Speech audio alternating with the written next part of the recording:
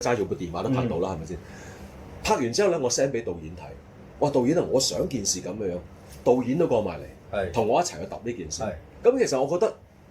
嗰個愉快就係咩？嗱，我真係零賺錢，我就要嘔翻錢出嚟添做呢一個 show。但係我嗰個愉快係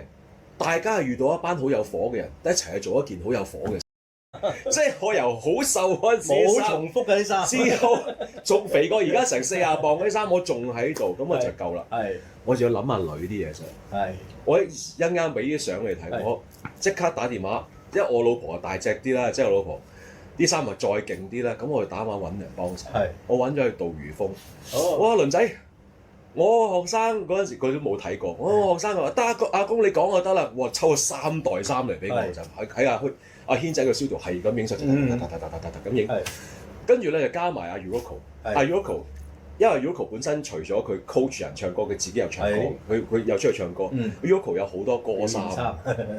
咁你又見到郵差啊，跟住阿坤哥嗰啲嗰個露背衫，跟住山林道嗰啲晚裝其實係 Yuriko，咁因為影晒所有嘢出嚟，就係大家揀啦，因為我唔呢部分我一定要大家嘅意見，因為我唔能夠一言堂，我覺得咁就咁啦。因為我其實由開始咧，我已經係想佢好似上個禮拜嗰種黑衫皮褸嗰啲嘢，我想佢好時裝啊。咁但係又加埋 TVB 啲朋友啦，加埋阿女自己中唔中意？阿女自己都話啊呢種佢好乖，真係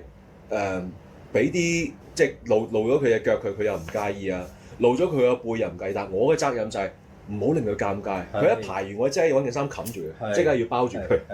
即係唔好令到佢尷尬。咁但係呢啲其他嘢就要 Yuriko 幫手，例如我頭先提過啲打底嘢啦，即係你啲光點樣打出嚟，都唔好令到個女覺得好似冇着衫咁樣，佢要好穩陣，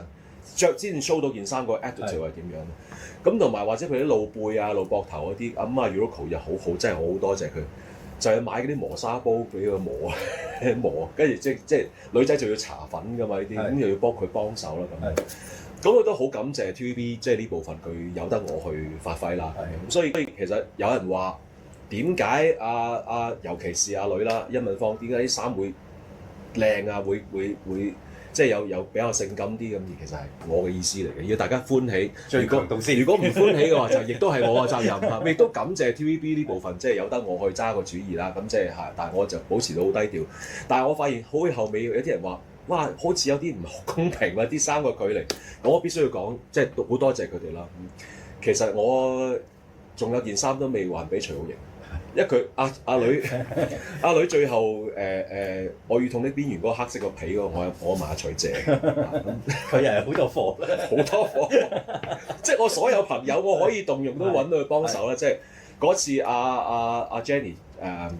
空港嗰次啲西裝啊嗰啲全部都係我老婆，